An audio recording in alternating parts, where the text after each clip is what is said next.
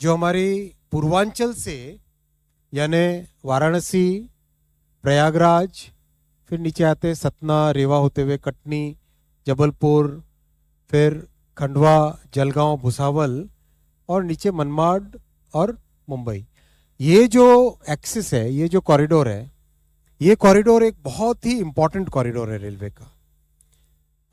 Complete eastern UP, Bihar और अवध का कुछ हिस्सा, इन सबको वेस्टर्न पोर्ट जितने भी हैं हमारे यहाँ पे, एक के बाद एक पोर्ट है, और अब तो बहुत बड़ा वाडवन पोर्ट आ रहा है। और महाराष्ट्र की जनता ने भी जो डबल सेंचुरी की है, तो यहाँ पे इस पूरे कॉमर्शियल सेंटर को जोड़ता हुआ ये बड़ा कॉरिडोर है। इस कॉरिडोर में 3 जगह कैपेसिटी की एक्स्ट्रा ज़रूरत थी, इसीलिए ये 3 प्रोजेक्ट आज एक साथ अप्रूव हुए हैं।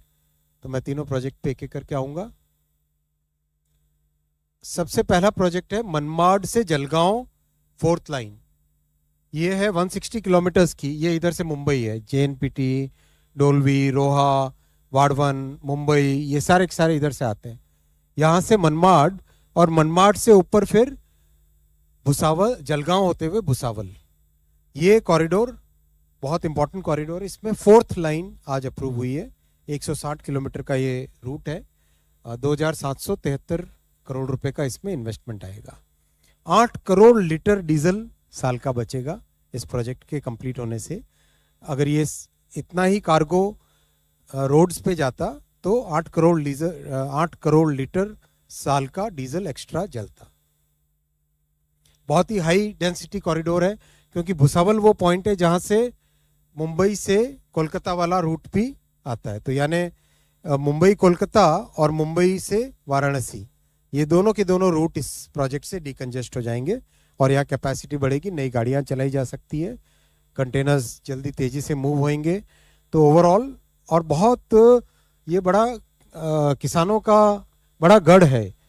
नासिक से प्याज का भी आपने देखा होगा, शेतकारी समृद्धि ट्रेन के नाम से एक नया एक्सपेरिमेंट किया गया था 3 महीने पहले। बहुत ही हाईली सक्सेसफुल एक्सपेरिमेंट है, क्योंकि किसानों ने वहाँ पे कहा कि भाई हम पूरी गाड़ी एक साथ बुक नहीं कर सकते, पूरी गाड़ी बुक करना हमारे लिए संभव नहीं है।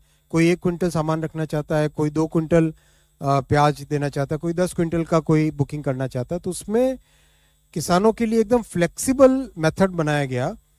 20 कोच की गाड़ी में 10 कोच रखे गए सब्जी और फलों के लिए, और 10 कोच जनरल कोच के बनाए गए। तो 20 कोच की गाड़ी बनी। तो यहाँ से किसानों ने, और खासकर हमारे भारतीय जनता पार्टी के जो कार्यकर्ता थे, उन्होंने ये आइडिया दिया था कि ऐसी फ्लेक्सिबल व्यवस्था बनाएं। तो उनके आइडिया के बेसिस पे तो यहाँ से अपने इस पूरे जो उत्तर महाराष्ट्र का क्षेत्र है, उसको ऊपर अपने प्रोडक्ट को ले जाने का एक रास्ता भी बहुत बड़ा मिलेगा यहाँ से। दूसरा प्रोजेक्ट है भुसावल से खंडवा आगे, 3rd और 4th लाइन दोनों। ये यहाँ से अब तक हमने देखा था जलगांव भुसावल तक, और भुसावल से आगे ये बुरहानपुर की जो ओपनिंग है, उस ओपनिंग से निकल के आगे खंडवा तक। बहुत इंपॉर्टेंट कॉरिडोर है ये मध्य प्रदेश का, और जो खंडेश कहते हैं हम जिसे, उसको पूरे को जोड़ता हुआ उसकी पूरे की कैपेसिटी को बढ़ाता है। और जो इम्पोर्टेंट पॉइंट है, एक और ध्यान रखने की बात है, सब जगह बड़े शहरों को डीकंजेस्ट किया जा रहा है। अगर आप यहाँ देखेंगे, जैसे भुसावल है, ये रेल ओवर, रेल का जो फ्लाईओवर है ये बनाया जा रहा है यहाँ पे। ये रेलवे का फ्लाईओवर बनेगा, यानी रेलवे ट्रैक के ऊपर से रेलवे का एक फ्लाईओवर आएगा। तो इस तरह का होने से आपका भुसावल का ये जो जंक्शन पॉइंट है, ये जंक्शन पॉइंट पूरा डीकंजेस्ट हो जाता है। बहुत अच्छी थिंकिंग इसके पीछे गई है, प्रोजेक्ट के पीछे बहुत सोच समझ के किया गया, और बड़ी अच्छी रिसर्च गई है। PM गति शक्ति पोर्टल का पूरा उपयोग किया गया है, जिससे कि मैक्सिमम आउटपुट मिले।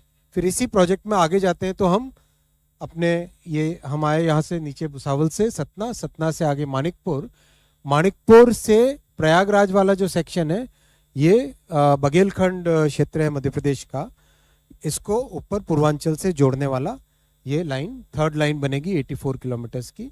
तो ऐसा करने से कंप्लीट पूर्वांचल से मुंबई की जो कनेक्टिविटी है उसमें बहुत कैपेसिटी बढ़ेगी, और मुंबई ने तो जो आशीर्वाद दिया है, सभी चाहते हैं कि खूब गाड़ियां नहीं चले, तो ये सब प्रोजेक्ट होने से आमची मुंबई को और भी कई गाड़ियां मिल सकेगी। मैं साथियों, आपके ये तीनों प्रोजेक्ट को एक नक्शे पे रखा गया है। आप देखें तो यहाँ से पूरी ये जो कॉरिडोर है मुंबई से लेके प्रयागराज तक का, इसमें फर्स्ट, सेकंड और थर्ड प्रोजेक्ट आपके सामने है। तीनों प्रोजेक्ट एक साथ करीब करीब 8,000 करोड़ का इन्वेस्टमेंट है ये टोटल, और बहुत रोजगार सृष्टि होगी इससे, साथ ही साथ बहुत पोल्यूशन बचेगा। और दूसरी बात कि हमारे उस क्षेत्र में जो खासकर किसानों को बहुत एक अच्छी सुविधा मिलेगी, छोटी इंडस्ट्रीज को भी उनके कंटेनर ठीक टाइम पे पहुंच सके पोर्ट्स तक, वो भी सुविधा मिलेगी इससे।